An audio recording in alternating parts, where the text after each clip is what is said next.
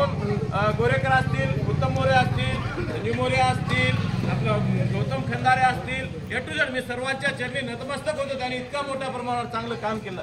अशोकराव साहेबाला संपवण्यासाठी लातूरचे देशमुख हजर होते. ते दोघांचे चारी मुंडाचीच झाले. उभे होते. ते म्हणले नांदेडच्या वाघाला आम्ही मांजर करणार. मांजर तर ते झालं, त्यांचं मात्र मांजर झालं. पृथ्वीराज चव्हाण बाबा हे सुद्धा बाळासाहेब थोरात हे सुद्धा पडून गेले. अशा पद्धतीनं अशोक नांदेडच्या वाघाला हरवण्यासाठी आपल्या पुरा महाराष्ट्र नाही, यांना महाराष्ट्र गेम पटावून आंध्राचा मुख्यमंत्री तरी आंध्राच्या मुख्यमंत्र्यांनी काय वागलं.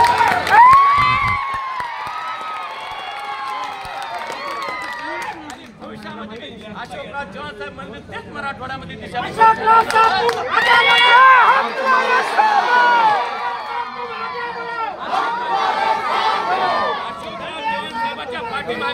आपल्याला पुढे राहायचं आणि येणाऱ्या केंद्राच्या मंत्रिमंडळामध्ये अशोकराव चव्हाण साहेबांना कॅबिनेट मंत्रीपद निश्चित करणार आहे.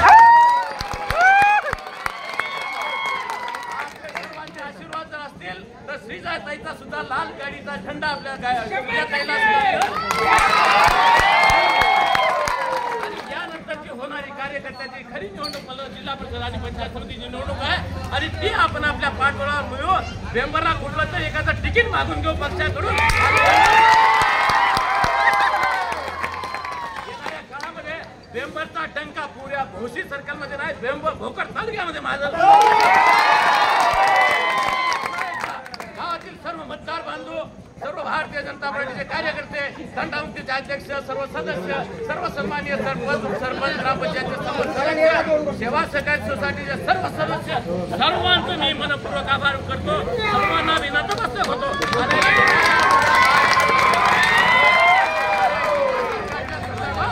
आपलं कुठलंही काम असो, आपलं कुठलंही काय असो, कुणाच्याही अडचणी असो, प्रत्येक कार्यकर्ता हा अशोकराव समजून काम करायचा आहे आणि कार्यकर्त्याला विनंती आहे प्रत्येकानं गावातल्या नागरिकांच्या समस्या सोडवण्यासाठी प्रयत्न करा.